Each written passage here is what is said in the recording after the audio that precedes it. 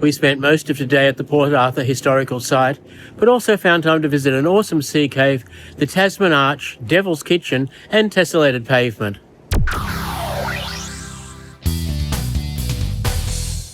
The Port Arthur historical site is both a recollection of one of Australia's harshest penal colonies, but also a memorial to those who lost their life in Australia's worst gun massacre. Because of its remote location, Port Arthur functioned more like a village than a penitentiary.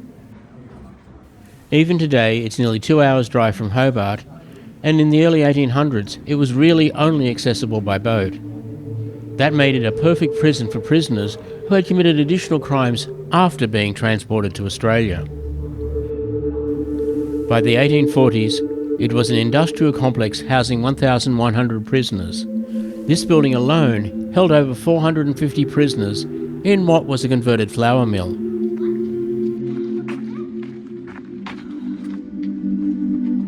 Originally, there were 4 floors. On the lower floors were 136 prisoners in these individual cells. In the middle floors, there were 384 better behaved convicts in sleeping berths or bunks. The building also included a kitchen and bakery on its western end, and an ablutions yard behind it for washing and exercise.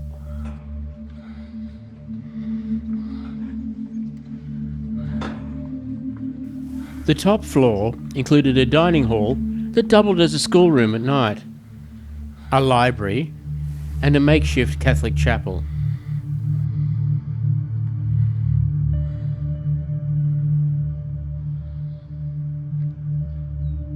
Behind the penitentiary were the courts, convenient for quick justice.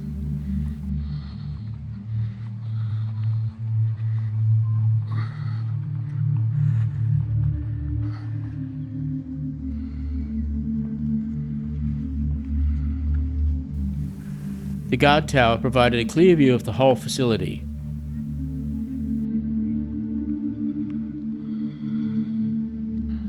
From here, they could keep a close watch on the penitentiary and grounds for any illicit activity.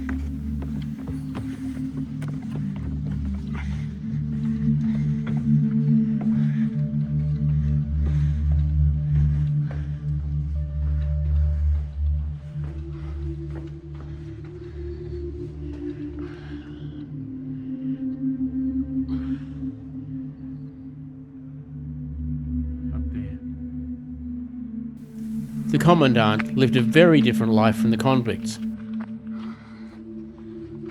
and had a very nice view of the bay.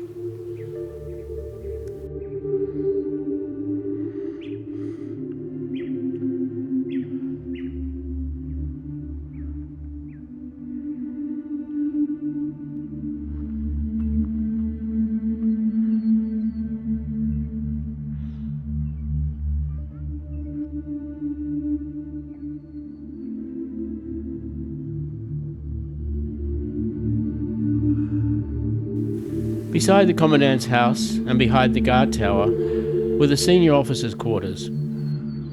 Hardly glamorous by any standard.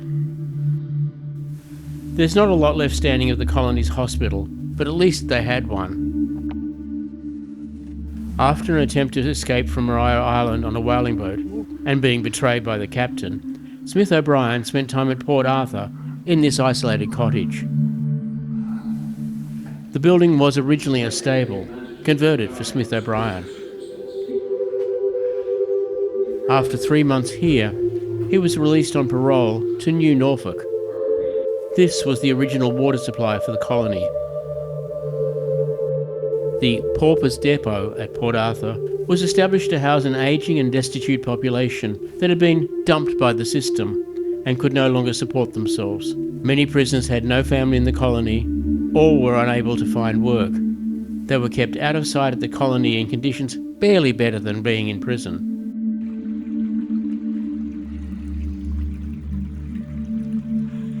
Built in response to the many men who suffered mental breakdown, often attributed to the extreme isolation of the adjacent separate prison, the asylum was designed with large, airy corridors, attempting to provide a soothing atmosphere.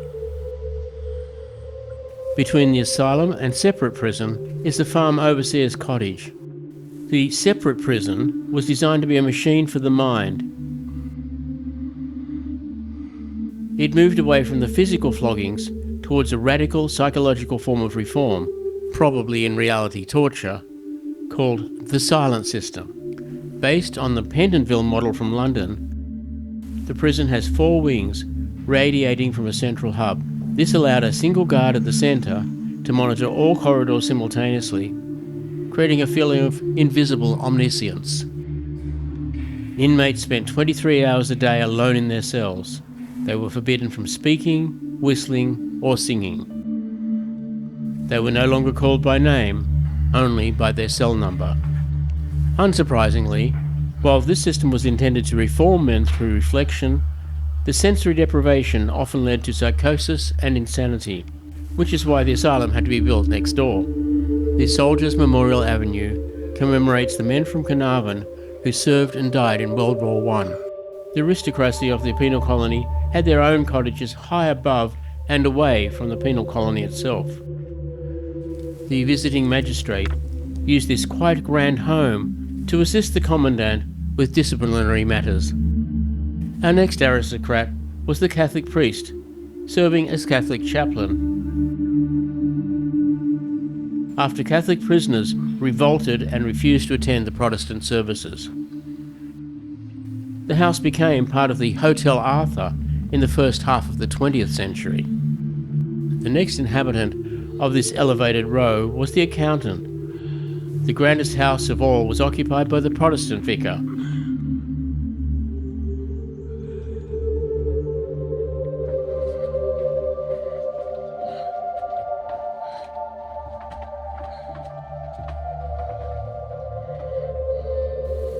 It later became the post office and housed the earliest telephone exchange.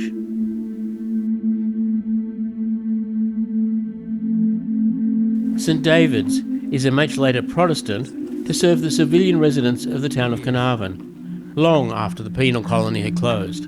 We decided to take the walk up to Scorpion Rock Lookout, and of course, there were paddymelons on the way. This one was quite undisturbed by our approach.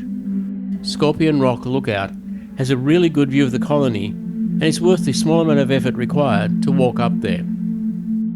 The Grand Stone Church was a non-denominational church, sort of, built in 1836 by the boys of Point Pure. It was never consecrated because it was shared by multiple Protestant groups, mostly Wesleyan and Anglican. Catholics used it at first. The government cottage and government gardens served as a vital buffer zone and status symbol at Port Arthur, designed to distance the settlement's high-ranking visitors from the harsh reality of convict life.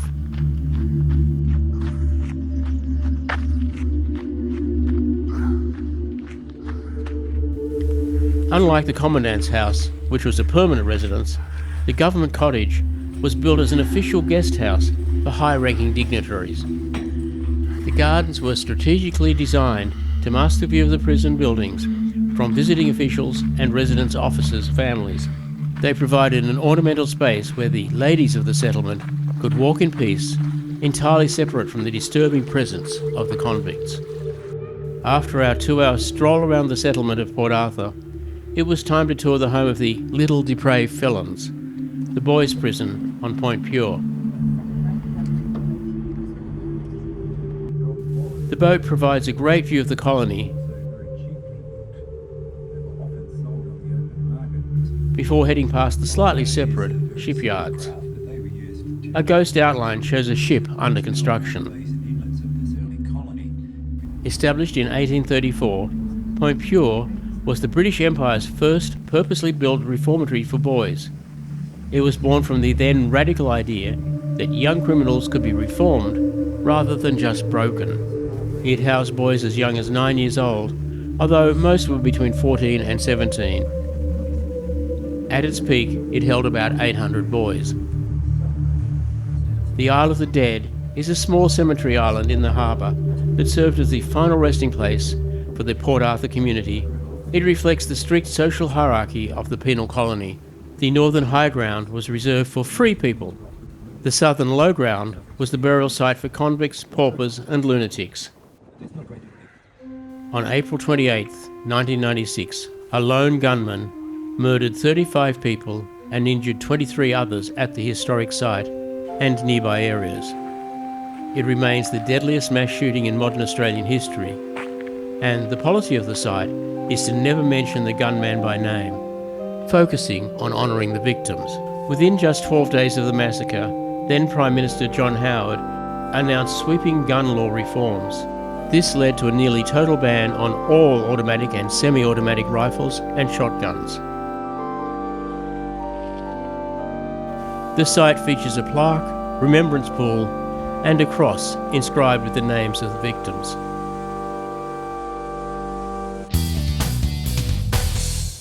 As we descend down to Remarkable Cave, it looks like it could be remarkable.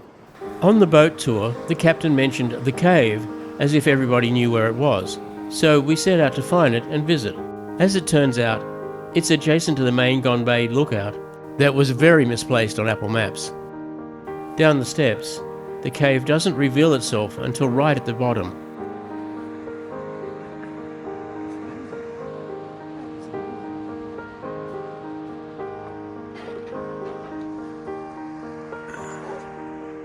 Originally a deep cave, the back part collapsed, forming the sinkhole and cave we see now.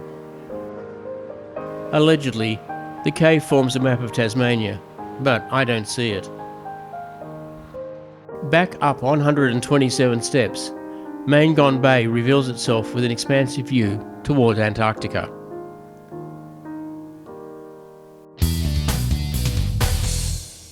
Our final three stops today are all around Eagle Hawk Neck.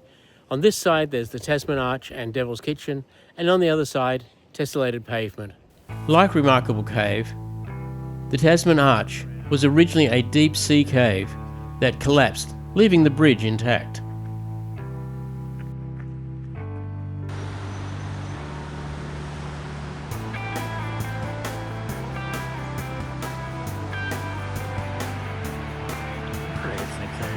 You really can't tell, but right here we are on top of the arch.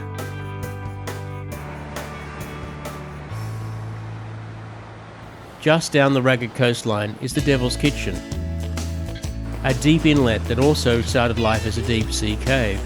So named because the way the water surges into the inlet resembles a boiling cauldron, and the noises were considered fit for the devil. The Tasman Arch is eventually expected to collapse into a similar deep inlet. The siltstone here was formed about 300 million years ago. Between 160 and 60 million years ago, tectonic stresses on the Earth's crust caused the rock to crack in three specific directions, creating the tiled grid. Since then, the sea salt and wave action have spent the last 6,000 years deepening those cracks and sculpting the surface into the pavement that we see today.